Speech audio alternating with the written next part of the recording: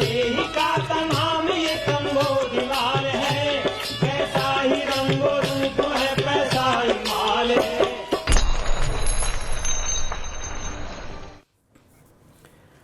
नमस्कार, मैं हूं शुभम शंकर। आप देख रहे हैं मनी 9। नया हफ्ता, नया मनी सेंट्रल और तमाम सारी नई खबरें। कुछ खबरें ऐसी जिनका फॉलोअप है, लेकिन कुछ ऐसी खबरें जो आपको निश्चित तौर पर चौंका देंगी। जी हां, क्या आप जानते हैं कि आपने अगर वैक्सीन लगवाई थी तो आपका डेटा लीक हो गया है? क्या क्या जानकारी लीक हुई, कैसे लीक हुई, ये जानेंगे। इसके अलावा कुछ और बड़ी खबरें हैं जिनका विश्लेषण करेंगे। विश्लेषण करने के लिए मनी 9 के एडिटर अंशुमान तिवारी जी मेरे साथ हैं। सर, बहुत स्वागत है आपका।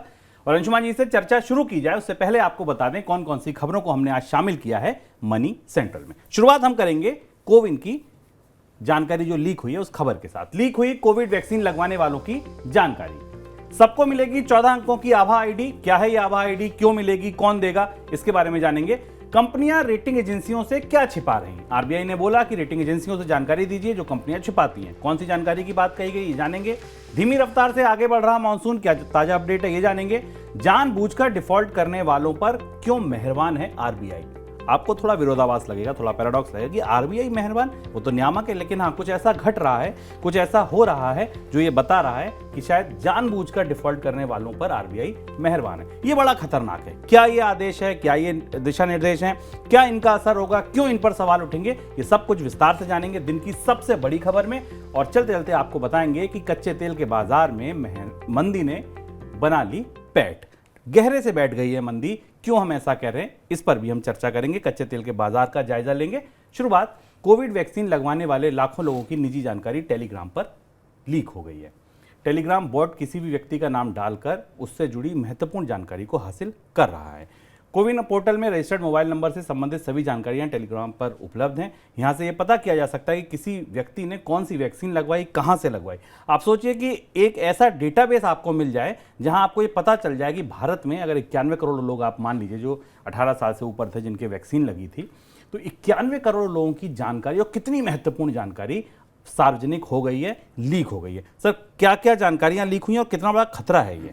शुभम, ये भारत के हाल फिलहाल के वर्षों में सबसे बड़ा डेटा ब्रेक है, डेटा ब्रीच है, और जो कोविन के पोर्टल में हुआ, जिसे आमतौर पर सुरक्षित माना जाता है। जो सरकार के और दूरसंचार विभाग की आईटी मिनिस्ट्री की एजेंसी है जिसका नाम सर्टिन हम कहते हैं, जैसे कंप्यूटर इमरजेंसी रिस्पांस टीम, इसने इस मामले की जाँच शुरू कर दी है।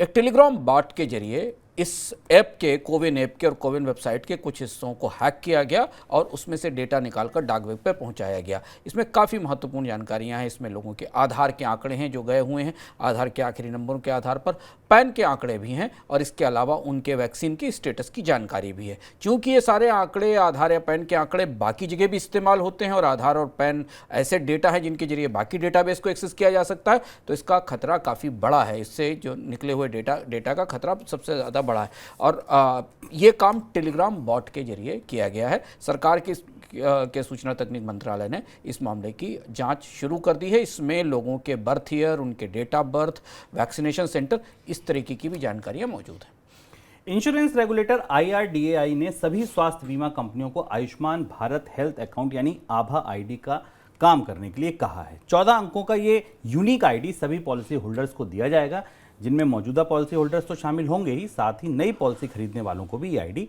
मिलेगी। ये ID Ayushman Bharat digital mission के तहत तैयार की जाएगी और राष्ट्रीय स्वास्थ्य प्राधिकरण इसका प्रबंधन करेगा। सर, क्यों बनाई जा रही है ये आईडी? IRDA ने भारत में अब आयुष्मान भारत के का इस्तेमाल करने वालों का और इसके धारकों की संख्या काफ़ी बड़ी हो गई है। पहली बार भारत में करीब एक नए तरीके के हेल्थ आईडी सिस्टम की शुरुआत यहाँ से हो रही है। आप तो कई तरीके के आईडी हैं जिसमें आधार और पैन दो महत्वपूर्ण आईडी हैं, लेकिन इसके साथ आयुष्मान भारत का भी एक हेल्थ अकाउंट बनाया जाएगा। ये 14 डिजिट का यूनिक आइडेंटिफिकेशन नंबर होगा। ये इसलिए ऐसा किया जा रहा है कि इसके जरिए लोग इस अस्पतालों में जाकर, सरकारी और निजी अस्पतालों में जाकर, बीमा कंपनियों के पास जाकर अपनी सेवाएं ले सकेंगे और इनका एक कॉमन डेटाबेस बन सकेगा। आपको ये भी पता होगा या याद होगा कि आयुष्मान के कार्ड में कई तरीके के घोटाले भी हुए थे, और इसे रोकने के लिए भी इस आईडी व्यवस्था को तैयार किया जा रहा है। खासतौर पर जो बीमा कंपनियां हैं उनके लिए ये आईडी व्यवस्था काफ़ी मददगार साबित होगी, क्योंकि इसके जरिए वो जान सकेंगी कि किन लोगों ने कहाँ कहाँ कितने इलाज कराया है, और इस इलाज से उन्हें आयुष्मान भारत का क्लेम या भुगतान करने में आसानी होगी।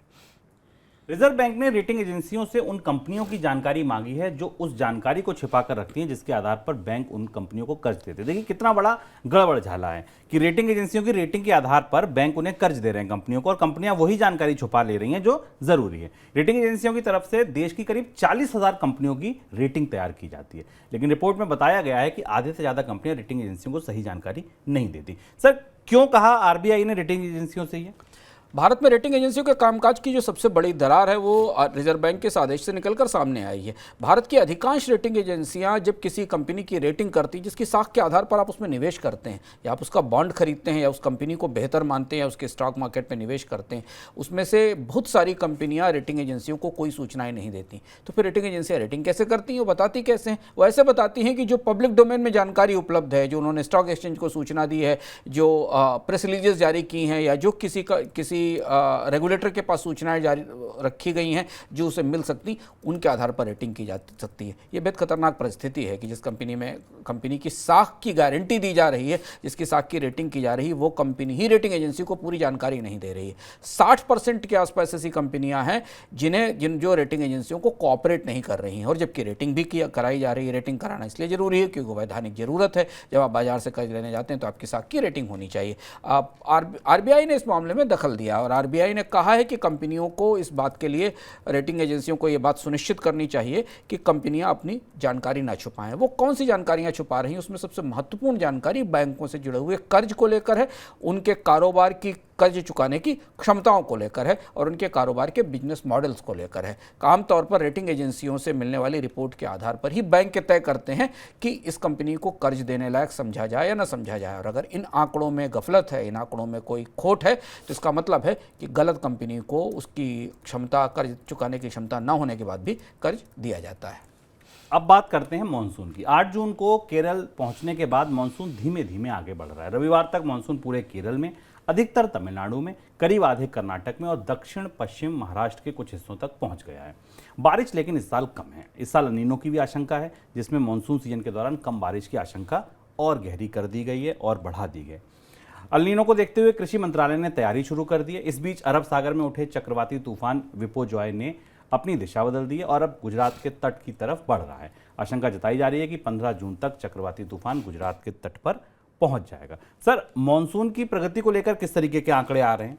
शुभम, अब मौसम विभाग की तरफ सबकी निगाहें हैं कि वो बता क्या रहा है मौसम विभाग मानसून के बारे में। मानसून की आमद हो चुकी है। हालांकि मौसम विभाग ने स्पष्ट रूप से अभी मानसून के बारे में, सूखे की संभावना के बारे में कोई सूचना नहीं थी। मौसम विभाग की तरफ से इतना कहा जा रहा है कि मानसून अपनी सामान्य व्यवस्था से आगे बढ़ रहा है। पर मौसम विभाग की वेबसाइट पर जो आंकड़े पड़े हैं वो बताते हैं कि केरल, जहां आमतौर पर सामान्य से कम बारिश होने की संभावना कभी नहीं होती क्योंकि वो मानसून का प्रारंभिक स्थल है जहां पर मानसून आता है, केरल और केरल के आसपास जहां तक मानसून का अभी तक ट्रैवल हुआ है, केरल और उसके आसपास के इलाकों में, केरल से लेकर पांडिचेरी तक इस तटीय हिस्से में जो मानसून में वर्षा में कमी है वो 58% तक कम है। यानी जहां मानसून आया था वहीं पर्याप्त बारिश नहीं हुई है। ये पहली महत्वपूर्ण जानकारी आई। अब मानसून धीरे धीरे कर्नाटक के ऊपर के हिस्सों में बढ़ने लगा है और वहां भी कर्नाटक से लेकर महाराष्ट्र तक के इलाकों में जहां जहां पहुंच रहा है, महाराष्ट्र में भी मानसून पहुंचने की सूचना है, वहां करीब करीब 58 से 20% के आसपास, 20% से 58% के आसपास सामान्य से कम बारिश हुई है। आपको याद होगा कि मानसून विभाग ने इस साल 42 से 40% मानसून के सामान्य से कम रहने की संभावनाएं जताई थी। इसके बाद जब मानसून की प्रगति आगे होगी, जब शुरुआत ही कमजोर है, तो आगे के हिस्सों को लेकर भी अब आशंकाएं और चिंताएं बनना शुरू हो गई हैं। कैसी संभावना दिख रही है आपको आगे? जो मानसून की प्रगति दो तरीके से नापी जाती है। एक मानसून की प्रगति नापने का तरीका होता है जिसमें कि कितनी बारिश हुई है, और दूसरा है कि मानसून की अपनी एक निर्धारित समय सीमा है, एक निर्धारित तारीख है जिस तारीख पर वो अलग अलग राज्यों में, इलाकों में दस्तक देता है। तो मानसून अपनी निर्धारित समय सीमा से काफ़ी पीछे चल रहा है। जैसे कि मानसून को 1 जून को केरल के तट पर पहुँचना चाहिए था, जबकि वो 8-9 जून के आसपास पहुँचा है। 10 जून के आसपास इसे महाराष्ट्र के भीतरी हिस्सों में और 15 जून के आसपास महाराष्ट्र, मध्य प्रदेश और तेलंगाना और हैदराबाद के हिस्सों में सक्रिय होना चाहिए था। फिलहाल मानसून की सक्रियता अभी आपको कर्नाटक, महाराष्ट्र के बॉर्डर और तमिलनाडु के हिस्से में दिखाई दे रही है। इस निचले स्तर पर थोड़ा सा महाराष्ट्र का हिस्सा भी मानसून के प्रभाव में आ रहा है। कमजोर मानसून देरी के साथ जितना जितना आगे बढ़ रहा है, उस हिसाब से बाहर मानसून प्रमुख हिस्सों में पानी कम पड़ने की या बारिश कम होने की संभावनाएं बढ़ती जा रही हैं। हालांकि स्पष्ट रूप से अभी तक मौसम विभाग ने मानसून की वर्षा के प्रभाव और उसकी परिस्थिति के बारे में कुछ नहीं बताया है, लेकिन मौसम विभाग ने यह ज़रूर कहा है कि उत्तर भारत के इलाकों में और मध्य भारत के इलाकों में हीट वेव की आशंका है, यानी बेहद गर्मी बढ़ने की आशंका है। अब यहाँ से मानसून की जो सबसे चुनौती भरी यात्रा है वो शुरू होती दिख रही है। रेटिंग एजेंसी मूडीज ने जून तिमाही के लिए भारत की जीडीपी ग्रोथ का अनुमान जारी किया है। मूडीज ने सिर्फ 6 से 6.3% ग्रोथ का अनुमान लगाया है, जबकि रिजर्व बैंक ने पिछले हफ्ते दूसरी बात कही थी। रिजर्व बैंक ने अपनी मॉनेटरी पॉलिसी में बताया था कि जून तिमाही में भारत की आर्थिक विकास दर 8% रहेगी। मूडीज का कहना है कि कमाई में कमी की वजह से वित्तीय घाटा भी बढ़ने की आशंका है। सर, पहला अनुमान क्यों घटा है और वित्तीय घाटे के मोर्चे पर किस तरीके की चिंता उभरती देख रहा है मूडीज? मूडीज को लग रहा है कि भारत सरकार के राजस्व में इस बार गिरावट होगी, जिस पर हमने एक बार जब चर्चा की थी भारत के आर्थिक विकास के आंकड़ों पर, तो उसमें इस बात का संकेत दिया था कि चूंकि बाजार में मांग कम है और महंगाई कम है, इसलिए जो नॉमिनल जीडीपी ग्रोथ रेट उसमें गिरावट होगी और सरकार के रेवेन्यू में कमी आएगी। दूसरा ये कि रिजर्व बैंक के का जो उत्साही आकलन है इस तिमाही का, शायद उस तिमाही में मानसून के असर को शामिल नहीं किया गया, जबकि एल निनो अब पूरी तरह से कंफर्म हो चुका, प्रमाणित हो चुका है। दुनिया भर की एजेंसियों ने ये मान लिया है, भारत सरकार भी ये मान रही कि एल निनो का असर मानसून पर पड़ रहा है। कंटिजेंसी की आकस्मिक व्यवस्थाओं की तैयारियां शुरू हो गई हैं। तो ये तिमाही और इसके बाद की दूसरी तिमाही मानसून के कमजोर मानसून के असर की छाया में होगी, तो वो भी हमें मूडीज के आकलन पर दिखाई दे रहा है। अब यहाँ से मानसून की कमजोरी की खबरों के साथ भारत की आर्थिक विकास दर के आकलन बदलना शुरू होंगे और इनमें हम तेजी से बदलाव होता देखेंगे। लेकिन एक चीज महत्वपूर्ण जोड़ने वाली है कि केंद्र सरकार की तरफ से इस बात का संकेत दिया गया है शुभम की जीडीपी के आंकड़ों को रिलीज करने की जो प्रक्रिया है उसमें शायद बदलाव किया जा सकता है। सरकार ये मान रही है कि जीडीपी के आंकड़े हर तिमाही आधार पर न जारी किए जाएं। छमाही होंगे या होंगे, सालाना तो होंगे ही, छमाही होंगे ये पता नहीं है, लेकिन सरकार के भीतर से ऐसी खबरें आई हैं कि जीडीपी के आंकड़ों को जारी करने की फ्रीक्वेंसी में बदलाव किया जाना चाहिए। संकट में फंसी एयरलाइन गोफस्ट के लिए कुछ राहत की खबर है। रिपोर्ट में कहा गया है कि गोफस्ट के रिवाइवल प्लान को सपोर्ट करने के लिए कुछ बैंक उसे अंतरिम फाइनेंस की मंजूरी दे सकते हैं। एविएशन रेगुलेटर डीजीसीए ने गोफस्ट को कहा है कि रिवाइवल प्लान सौंपने से पहले बैंकों से पैसे की मंजूरी लें। उधर बैंकों की कमेटी ने गोफस्ट की इंसॉल्वेंसी प्रक्रिया के लिए रेजोल्यूशन प्रोफेशनल को बदल दिया है। गोफस्ट के अलावा दूसरी एयरलाइन स्पाइस जेट की भी मुश्किलें बढ़ती दिख रही हैं। सर, पहला सवाल गोफस्ट पे, गोफस्ट में क्या हो रहा है? गोफस्ट में अब कमेटी ऑफ क्रेडिटर्स, जो कि कर्ज देने वालों की समिति है, जिसमें कि bank of Baroda, central bank of India, Deutsche bank और आईडीबीआई बैंक है, इन्होंने पूरी प्रक्रिया संभाल ली है। और इन्होंने आगे आते ही जो एनसीएलटी की अदालत ने या बैंक्रप्सी कोर्ट ने जिस प्रोफेशनल को, अधिकारी को अपॉइंट किया था, उसे हटाकर अपना अधिकारी नियुक्त कर दिया। यही प्रक्रिया है बैंक्रप्सी की कि अंततः कमेटी ऑफ क्रेडिटर से डिसाइड करते हैं कि किसी कंपनी की इंसॉल्वेंसी का प्रोसेस कैसे चलेगा। और कमेटी ऑफ क्रेडिटर्स की मंजूरी के बाद ही डीजीसीए इस बात की इजाजत देगा कि अब इसकी उड़ानें शुरू की जाए या नहीं। दूसरी महत्वपूर्ण बात यह कि इसके साथ पैरेलली गोफस्ट अपने बैंकरों से इस बात की कोशिश में लगी हुई है कि उसे थोड़ा बहुत कर्ज मिल जाए। हालांकि वो कर्ज का पूरा कार्यक्रम कैसे चलेगा और डीजी से इस पर सहमत होगा कि नहीं, इस पर निर्भर करेगा कि कमेटी ऑफ क्रेडिटर्स कितना आश्वस्त दिखते हैं गोफस्ट के रिवाइवल को लेकर। सर, स्पाइस जेट में क्या दिक्कतें हैं? क्या ये भी इंसॉल्वेंसी की तरफ बढ़ता है? हाँ, स्पाइस जेट कुछ तकनीकी कारणों से इंसॉल्वेंसी की तरफ बढ़ रही है। स्पाइस जेट की समस्या भी लगभग वही है जिसकी गोफस्ट के साथ थी। एयरक्राफ्ट लीज पर देने वाली कंपनियों के तौर पर एक विल्मिंगटन कंपनी है जिसने कि स्पाइस जेट को जहाज किराए पर दिए थे। इसने एनसीएलटी की अदालत में पहुंची है और ये कहा है कि स्पाइस जेट इंसॉल्वेंट है। स्पाइस जेट अपने विमानों के किराए की और लीजिंग का भुगतान नहीं कर रही है। एनसीएलटी में ये अपील पहुंची है और अगर ये भी शुरू होती है, अगर ये अपील भी स्वीकार होती है, तो फिर स्पाइस जेट के लिए भी मुश्किलें बनती दिखाई देंगी और इसका असर हमें विमान के किराए पर दिख रहा है। सरकार की तमाम कोशिशों के बाद भी एयरलाइंस कंपनियों की तरफ से इस बात का इशारा नहीं किया गया है कि स्पॉट पर तत्काल किराए में कोई खास कमी हो सकती है। यानी अगर आपको तुरंत विमान की टिकट बुक करानी है तो बेहद महंगा किराया भारत में विमानों का इस समय गर्मी के मौसम में है। लॉन्ग टर्म में तो टिकटें थोड़ी सस्ती हैं, लेकिन सरकार के दखल के बाद भी विमान कंपनियों ने किराया कम करने में कोई दिलचस्पी नहीं दिखाई है। एयरलाइंस कंपनियों के दिन मुझे लग रहा है ठीक नहीं चल रहा है। इंडिगो पे भी आज खबर आई, स्टॉक मार्केट में शेयर क्रैश हो गया, 3-4% तक टूट गया। खबर ये थी कि जो प्रमोटर ग्रुप है गंगवाल, वो अपने 8% शेयर बेच के 7,500 करोड़ रुपए जुटा सकते हैं। तो स्पाइस जेट, इंडिगो, गोफस्ट सभी कम से कम खबरों में है, चर्चा में, अलग अलग वजहों से सही। जीएसटी की दरों में जीएसटी काउंसिल को जो ग्रुप ऑफ मिनिस्टर सुझाव देगा उसके गठन को लेकर वित्त मंत्रालय ने प्रक्रिया शुरू कर दी है। दरअसल हुआ ये कि कर्नाटक में सरकार बदलने के बाद ग्रुप ऑफ मिनिस्टर के संयोजक का पद खाली पड़ा है, क्योंकि जो वहां के चीफ मिनिस्टर थे, वित्त मंत्री थे, वही पहले इस पद पर काबिज थे। अब वो चले गए तो ये पद हो गया खाली। अब वित्त मंत्रालय ने पैनल के अन्य सदस्यों के साथ परामर्श की प्रक्रिया शुरू कर दी है। सर, किस तरीके के सुझाव बदलाव के आ सकते हैं जीओएम की तरफ से? शुभम, ये नई जीओएम बनने के बाद अब वो पुराना प्रस्ताव वापस चर्चा में आ जाएगा, जिसके दो हिस्से थे। पहला हिस्सा यह था कि जीएसटी के दरों का पुनर्गठन करना चाहिए। भारत में अभी 0, 5, 12, 18 और 28% की जीएसटी दरों का ढांचा है। लंबे समय से इस बात की कोशिश जीओएम में चल रही है। सरकारों की तरफ से राज्य सरकारें इस बात का दबाव बना रही हैं कि दरों के ढांचे को कम किया जाए, सस्ते टैक्स रेट वाली कुछ चीज़ों को निकालकर ऊपर की दरों में लाया जाए और धीमे धीमे 2 या 3 दरों तक इसे पहुंचाया जाए।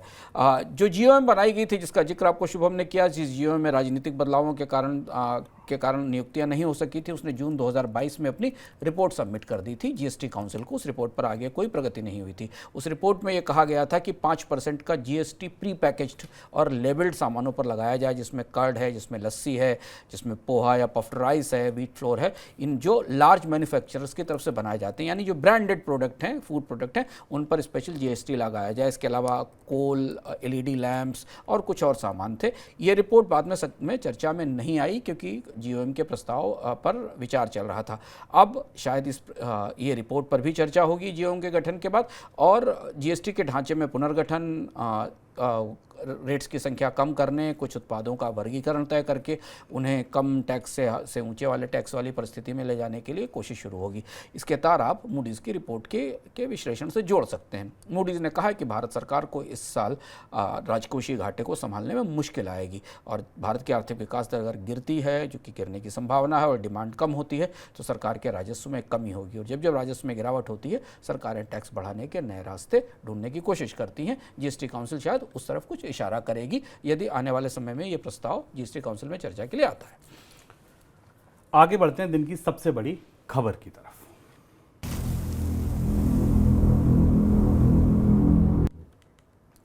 कर्ज अदायगी में जानबूझकर डिफॉल्ट करना, यानी विल्डफुल डिफॉल्टर या फ्रॉड करने वाले लोगों और कंपनियां अब बैंकों और फाइनेंस कंपनियों के साथ सेटलमेंट के लिए समझौता कर सकेंगी। कितनी अजीब सी बात है कि विलफुल डिफॉल्टर, यानी कि आपने पहले कर्ज लिया, फिर जानबूझ के नहीं चुकाया, जानबूझकर आप फ्रॉड हो गए, उसके बाद भी बैंक आपको ये मौका देगा कि आप आइए, सेटलमेंट कीजिए, ले देकर बराबर कीजिए। रिजर्व बैंक ने बैंकों और फाइनेंस कंपनियों के लिए ये सर्कुलर जारी किया है। रिजर्व बैंक के सर्कुलर में ये भी कहा गया है कि जिस विलफुल डिफॉल्टर या कंपनी के साथ कर्ज के सेटलमेंट के लिए समझौता होगा, उसे 12 महीने के बाद कर्ज लेने का भी अधिकार होगा। यानी कि वो 12 महीने तक इस प्रक्रिया से दूर रहे, बैंक फाइनेंस कंपनी उसे कर्ज नहीं देंगी, 12 महीने के बाद चाहें तो उसे कर्ज भी दे सकती हैं। 1 साल बाद विलफुल डिफॉल्ट या फ्रॉड करने वाली कंपनी या व्यक्ति फिर से लोन लेने का हकदार हो जाएगा, ऐसा आरबीआई ने कहा है। पहले ये सेटलमेंट समझते हैं। सर, ये कॉम्प्रोमाइज सेटलमेंट है क्या? ये सबसे चौंकाने वाला प्रस्ताव था, और जो ये 8 जून का सर्कुलर है जो रिजर्व बैंक ने जारी किया, लंबा सर्कुलर है, और भारत में पहली बार उन लोगों के लिए जो आम तौर पर घोषित तौर पर जानबूझकर जिन्होंने डिफ़ॉल्ट किया है और जिन्होंने खातों में फ्रॉड किया है, या जिन्होंने बैंकों को जानबूझकर चूना लगाने की कोशिश की है, उन्हें भी एक कंप्रोमाइज सेटलमेंट की तरफ जाने का रास्ता खोल दिया गया, जो रिजर्व बैंक का प्रस्ताव है। पहले हम समझते हैं कि कंप्रोमाइज सेटलमेंट प्रोसेस क्या है। इस कंप्रोमाइज सेटलमेंट के साथ लोन्स राइट ऑफ का प्रोसेस है। ये केवल सेटलमेंट्स ही नहीं है, इसके साथ लोन्स का राइट ऑफ भी होगा। इस प्रोसेस के तहत बैंक और बारोवर के बीच में एक नेगोशिएटेड सेटलमेंट होगा, और उस नेगोशिएटेड सेटलमेंट के तहत टेक्निकली वो लोन बैंक की बैलेंस शीट से राइट ऑफ कर दिया जाएगा, प्रैक्टिकली वो बैंक के पास बना रहेगा, यानी उसकी वसूली की कोशिशें चलती रहेंगी, और इसके बाद उसको रिकवरी का टाइम दे दिया जाएगा, और जो विलफुल डिफॉल्टर और फ्रॉडलेंट है वो दोबारा 1 साल के कूलिंग ऑफ पीरियड के बाद, यानी 1 साल तक शांत रहने के बाद वो दोबारा कर्ज लेने की प्रक्रिया में जा पाएगा। इस प्रोसेस को रिजर्व बैंक का सर्कुलर कहता है कि बैंकों के बोर्ड अपने आप अप्रूव करेंगे टेक्निकल राइट ऑफ के प्रोसेस को, कंप्रोमाइज सेटलमेंट के प्रोसेस को। इसके साथ एक बड़ा नियम कानूनों का विस्तारित ढांचा इस सर्कुलर में आरबीआई ने लिखा है, जिसमें यह है कि बैंकों के बोर्ड्स की अपनी ओवरसाइट होगी, इसका एक अपना रिपोर्टिंग मैकेनिज्म होगा। पर इस पूरे प्रस्ताव की जो सबसे महत्वपूर्ण बात है वो दो है कि एक तो विलफुल डिफॉल्टर्स और फ्रॉडलेंट अकाउंट्स भी इसमें शामिल किए गए, यानी फ्रॉड करने वाले और बैंकों से जानबूझकर कर्ज न चुकाने वाले हैं, और दूसरा ये जो कूलिंग ऑफ पीरियड है, इन्हें दोबारा कर्ज लेने की जो सुविधा मिलेगी, ये महत्वपूर्ण है। इसके बाद भारत में बैंक्रप्सी और बाकी सारी प्रक्रियाओं को लेकर कई सारे सवाल उठेंगे।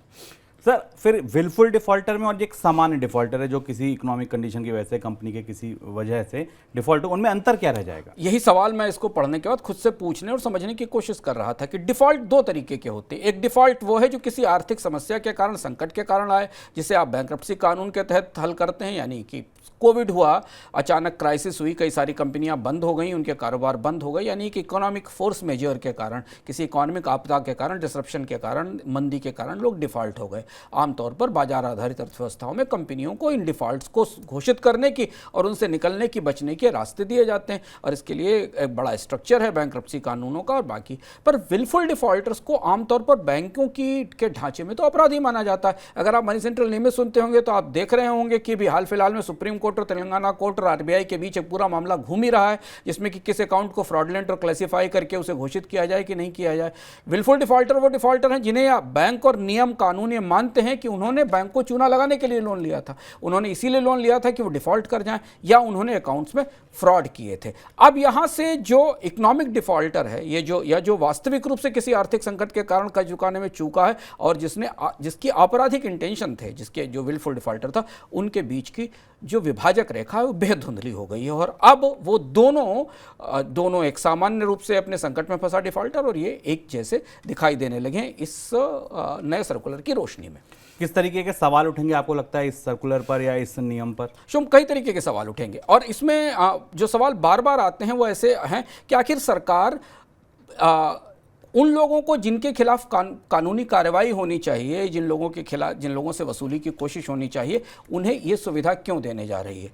अब डिफॉल्ट की पूरी प्रक्रिया समझें। विलफुल डिफॉल्टर्स तो विलफुल घोषित रूप से डिफॉल्टर हैं ही, उन्होंने जानबूझकर किया है। बैंकों ने उनके लोन्स के लिए प्रोविजनिंग भी कर दी है। बचे हुए लोन किसी एआरसी को बेच दिए गए हैं, बैड बैंक को बेच दिए गए हैं, बैंक हैं अलग अलग जगह बेच दिए गए हैं। अब तो कोशिश ये होनी चाहिए कि इस तरीके की प्रक्रिया आगे ना बढ़े।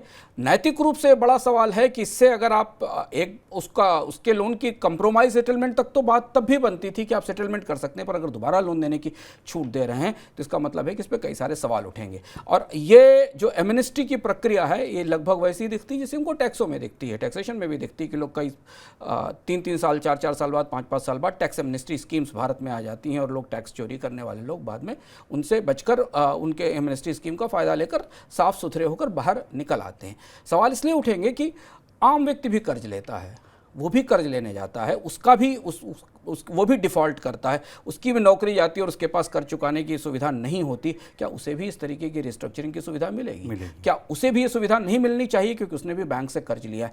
यहाँ ये बड़ा नैतिक सवाल है जो सर्कुलर के साथ ज़रूर उठेगा। सर, एक चीज़ और समझना चाहेंगे। एक तरफ बेड बैंक है, दूसरी तरफ आईबीसी है, तीसरी तरफ एआरसीज हैं, बहुत सारे ऐसे तरीके हैं जिनसे लोन्स को राइट ऑफ किया जा सकता है या उनको बेचा जा सकता है, बैंकों की बुक्स क्लीन की जा सकती हैं, कर्जदार को रीस्ट्रक्चर किया जा सकता है, राहत दी जा सकती है। उसके बाद इन सब के होने के बाद भी इस तरीके के काम करने की जरूरत क्यों पड़ रही है? ये मुझे समझ में नहीं आता, क्योंकि ये जब सरकार ने ये एक परिस्थिति बनाई सोच समझकर कि कंपनियां अगर डिफॉल्ट होती हैं तो उन्हें बैंक्रप्सी कोर्ट में जाना होगा। अगर उन्होंने कर्ज नहीं चुकाया, कर्ज ना चुकाने वाली कंपनियां भी अपने आप को डिफॉल्ट करके बैंक्रप्सी कोर्ट में पहुंच गई, गोफस जैसी कंपनियां। अगर कोई कंपनी कर्ज चुकाने से डिफॉल्ट हुई तो उसका बैंकर और उसके बैंकर्स का समूह उसे एनसीएलटी की अदालत में ले जाता है। बैंकर वहां एक समझौता करते हैं, उसकी संपत्तियों की बिक्री की जाती है, बैंकरों को उसमें नुकसान होता है और उस नुकसान के बाद वो बैंक्रप्सी अदालत के तहत एक पारदर्शी प्रक्रिया में वो चीज़ें स्पष्ट हो जाती हैं।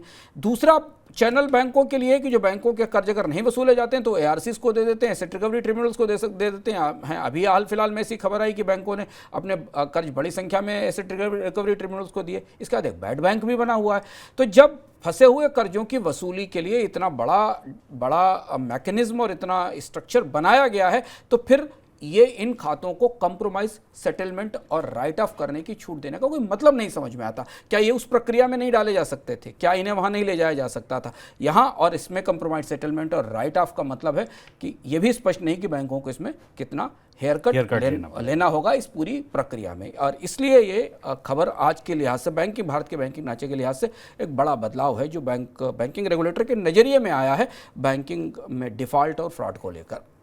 सोचिए कि पहले विलफुल डिफॉल्टर बैंक की सीढ़ियां चढ़ते डरता होगा, सकुचाता होगा कि भाई हमारी बात सुन लो, समझ लो। ये अब वो अधिकार के साथ जाएगा कि आरबीआई का ये सर्कुलर आया था 8 जून को, इसके हिसाब से ये मेरी एप्लीकेशन है और मैंने डिफ़ॉल्ट किया, लेकिन उसके बाद भी आप बताइए कितने रुपए में आप सेटलमेंट करेंगे।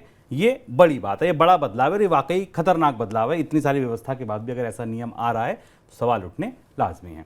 आगे बढ़ते हैं। दुनिया भर की नज़र मंगलवार और बुधवार को होने वाली अमेरिकी सेंट्रल बैंक की बैठक पर टिकी है। दुनिया भर के बाजार जानना चाहते हैं कि इस बार बैठक के बाद अमेरिकी सेंट्रल बैंक यानी फेडरल रिजर्व ब्याज दरों में बढ़ोतरी करेगा या नहीं करेगा। यूएस फेड अगर इस बार ब्याज दरों में बढ़ोतरी नहीं करता है तो 15 महीने में पहली बार ऐसा होगा कि ये ब्याज दरें नहीं बढ़ेंगी। सर क्या लगता है आपको, गाड़ी रुकेगी, ब्रेक लगेगा या नहीं, अभी चलती जाएगी? दो तरीके की चर्चाएं हैं अमेरिका से। जो अमेरिका से एक चर्चा तो ये है कि जो कुछ बैंकर्स हैं, जो फेडरल रिजर्व के कुछ अधिकारी हैं, उस बात का संकेत दे रहे हैं कि ये पॉज का समय है, यानी इस बार फेडरल रिजर्व ब्याज दर में बढ़ोतरी नहीं करेगा। और जीरोम पावल की तरफ से भी इस तरीके के इशारे आ रहे हैं। अगर ऐसा माना जाए तो फिर जो रेट्स हैं वो 5% से 5.25% के आसपास रहेंगे, लेकिन अमेरिका में महंगाई अभी नीचे नहीं आई है। आमतौर पर अमेरिका के फेडरल रिजर्व को महंगाई को लेकर काफ़ी हॉकिश माना जाता है। बहुत सख्ती के साथ महंगाई को नियंत्रित करने की कोशिश करते हैं। बॉन्ड बाजार और यील्ड में हमें दूसरे तरीके की गतिविधियाँ दिख रही हैं। उनका मानना है कि शायद फेडरल रिजर्व फिलहाल अपना जो हॉकिश या अपना जो आक्रामक नज़रिया है महंगाई को लेकर उसे नहीं बदलेगा। लेकिन बाजार में, बाकी व्यापक बाजार में मंदी के संकेत गहराई से मिलने लगे हैं, कई जगह दिखाई देने लगे हैं। इस बैठक के बाद ये स्पष्ट होगा कि बाकी और भी दुनिया के बैंक्स क्या करते हैं, क्योंकि यूरोप के बैंक और बैंक ऑफ इंग्लैंड के ऊपर भी निगाहें रहेंगी कि वो ब्याज दरों में बढ़ोतरी की प्रक्रिया को रोकते हैं, ये जारी रखते हैं। भारत में रिजर्व बैंक ने ये फैसला पहले ही ले लिया है, ब्याज दरों में बढ़ोतरी की प्रक्रिया को रोक दिया है।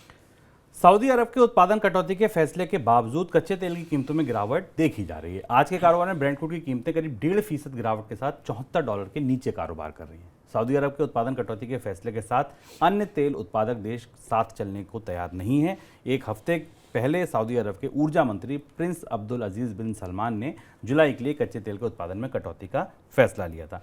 सर, मंदी बैठ गई इस बाजार में? शुभम, कच्चे तेल के बाजार में पहली बार ऐसा हो रहा है जब सऊदी सुल्तान की बात बाजार और उत्पादक नहीं सुन रहे हैं। एक दूसरा ये कि बाजार में एक मजबूत बेयर कार्टेल दिखता है जिसने कि तेल बाजार में आगे डिमांड ना आने की संभावनाओं को गहराई से बिठा दिया है। ताज़ा जब हम इसको अभी रिकॉर्ड कर रहे हैं, इस समय ब्रेंट की कीमत $73 से भी नीचे है, 72-99 के आसपास ट्रेड कर रहा है। ये लगातार दूसरी बार ऐसा हुआ जब सऊदी अरब ने अपने उत्पादन में कटौती की। ओपेक को इस बात के लिए तैयार किया और उसके बाद भी कीमतें कम नहीं हुई हैं। 2-3 चीज़ें इसके साथ निकलकर सामने आ रही हैं जिससे ऐसा लगता है कि बाजार में ओपेक का पूरा दबदबा थोड़ा सा कमज़ोर पड़ रहा है। एक तो ये कि रूस के उत्पादन में बढ़ोतरी हुई है जिसके आंकड़े बाजार को मिले। जिस आंकड़े ने बाजार में रूस से के तेल की आपूर्ति बढ़ने की उम्मीद जताई। हालांकि आपूर्ति फॉर्मल चैनल से नहीं आएगी क्योंकि रूस पर प्रतिबंध है, लेकिन उन बाजारों में जहां रूस का तेल खरीदा जा रहा है वहां उसकी आपूर्ति बढ़ने की संभावना दिखाई दी। और इस वजह से सऊदी अरब का दबाव या सऊदी अरब की कोशिश कच्चे तेल के बाजार पर कम होती दिखाई दी। दूसरी महत्वपूर्ण बात है कि अर्थव्यवस्थाओं में 3-4 बड़ी अर्थव्यवस्थाओं में मंदी के संकेत आने लगे। यूरोजोन में मंदी आ गई, हमने चर्चा की थी।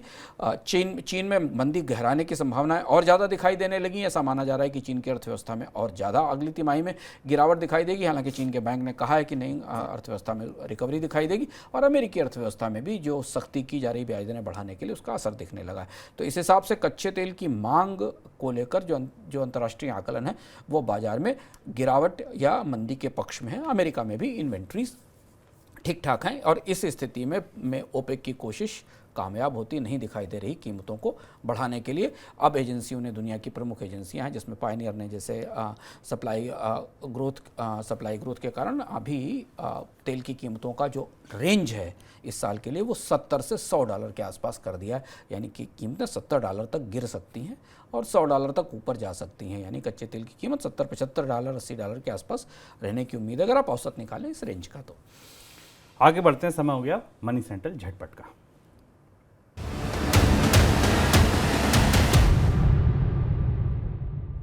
देश में मोबाइल उत्पादन को बढ़ावा देने के लिए केंद्र सरकार ने मोबाइल उद्योग को जितनी पीएलआई दी है, मोबाइल बिक्री पर टैक्स बढ़ाकर उससे ज्यादा कमाई कर ली है। वित्त वर्ष 2022-23 तक 3 वर्षों के दौरान सरकार ने मोबाइल उद्योग को करीब 39,000 करोड़ रुपए प्रोडक्शन लिंक इंसेंटिव दिए और मोबाइल बिक्री पर जीएसटी बढ़ाकर 42,897 करोड़ रुपए की कमाई की। प्रॉपर्टी कंसल्टेंट एनरॉक के मुताबिक कंज्यूमर डिमांड को देखते हुए रियल एस्टेट डेवलपर बड़े साइज के अपार्टमेंट बना रहे हैं। आपको बता दें कि इस साल जनवरी से मार्च की अवधि के दौरान 7 शहरों में लॉन्च किए गए फ्लैट में औसत आकार सालाना 5% की बढ़ोतरी देखने को मिल रही है। इन प्रमुख 7 शहरों में फ्लैट का औसत आकार बढ़कर 1225 वर्ग फुट हो गया है, जो एक साल पहले 1170 वर्ग फुट था। जनवरी से मार्च में दिल्ली एनसीआर में फ्लैट का औसत साइज 50% बढ़कर 1700 वर्ग फुट हो गया है। पिछले साल ये 1130 वर्ग फुट हुआ करता था। सर, कोई टिप्पणी आपकी? एनरॉक की रिपोर्ट महत्वपूर्ण है और ये बता रही है कि भारत के रियल एस्टेट बाजार में किस तरीके का बड़ा बदलाव आ रहा है। आमतौर पर कोविड से पहले तक ज़्यादा की संख्या में कम एरिया वाले मकान बनाए जाते थे। अफोर्डेबल हाउसिंग की पहचान ये थी कि छोटे मकान और उनकी लागत कम है। धीमे धीमे जिस के शेप रिकवरी का जिक्र हम लगातार कर रहे हैं वो हमें दिखाई देने लगी और इसलिए बिल्डर्स अब जो नए मकान ला रहे हैं वो उन ग्राहकों को टारगेट कर रहे हैं जो 50 लाख रुपए, 60 लाख रुपए और 70 लाख रुपए से ऊपर का भुगतान कर सकते हैं, यानी कि प्रीमियम और अपर मिडिल क्लास की हाउसिंग के लिए ही बाजार में डिमांड दिखाई दे रही है और इसका असर हमें पूरे बिल्डर के स्ट्रक्चर पर दिखाई दे रहा है। अफोर्डेबल हाउसिंग या सस्ते मकान जो कि बड़े पैमाने पर बनते थे उनकी डिमांड रिकवर नहीं हुई है। तो ये था हमारा आज का मनी सेंटर। पूरी उम्मीद है आपको पसंद आया होगा। कल आएंगे मनी सेंटर का नया संस्करण लेके, लेकिन खबरें कुछ और भी हैं जो आज मनी सेंटर का हिस्सा नहीं है। अगर आप उन खबरों को जानना चाहते हैं तो आइए मनी 9 की वेबसाइट पर 2-3 बढ़िया खबरें आपको बताते हैं। भारत में सबसे ज़्यादा ब्याज एफडी कराने पर कहाँ मिल रहा है? आज ही एक एफडी खुली है, मैं आपको नाम नहीं बताऊंगा, आप जाइए मनी 9 की वेबसाइट पर देखिए, लेकिन आपको 8% से ज़्यादा ब्याज फिक्स डिपॉजिट पे मिल रहा है, वो भी सीनियर सिटीजन को नहीं, आम लोगों को, यानी कि आपको हमको अगर हम एफडी कराएंगे 8% से ज़्यादा ब्याज बाजार में मिल रहा है। कहाँ मिल रहा है जानने के लिए जाइए मनी 9 की वेबसाइट पर। फ्यूल कार्ड हो सकता है आपके पास हो, क्रेडिट कार्ड, जिसपे आपके क्रेडिट कार्ड पे HPCL, BPCL या किसी पेट्रोलियम कंपनी का लोगो लगाओ, वो ब्रांडेड कार्ड होते हैं, फ्यूल क्रेडिट कार्ड होते हैं। इनका फ़ायदा ज़्यादा से ज़्यादा कैसे उठाएं और इनके नुकसान क्या हैं वो भी इसमें छुपे होते हैं। क्या है वो, ये जानना है अगर आपको, तो आप आइए मनी 9 की वेबसाइट पर। इससे पहले एक और बढ़िया एक खबर जो टॉप EOD पर लगी वो ये है कि आपको सस्ता हेल्थ इंश्योरेंस कैसे मिल सकता है। जी हाँ, हेल्थ इंश्योरेंस तो निश्चित तौर पर खरीदना ज़रूरी है, ये तो तमाम सर्टिफाइड फाइनेंशियल प्लानर बताते हैं। फाइनेंशियल प्लानर कहते हैं कि सबसे पहली चीज़ हेल्थ इंश्योरेंस होनी चाहिए जो आपको अपनी पर्सनल फाइनेंस प्लानिंग में रखनी चाहिए। लेकिन सस्ता हेल्थ इंश्योरेंस और बढ़िया हेल्थ इंश्योरेंस कैसे खरीदें ये आपको आज मनी 9 की वेबसाइट पर पता चलेगा। और हाँ, स्टॉक मार्केट से रियलिटी शेयरों का हाल, कौन से रियलिटी शेयरों में अभी दम है जो बाजार की तेजी में सबसे ज़्यादा मुनाफा आपको दिला सकते हैं, ये सब जानने के लिए पहुंचिए मनी 9 की वेबसाइट पर। फिलहाल दीजिए इजाज़त, नमस्कार।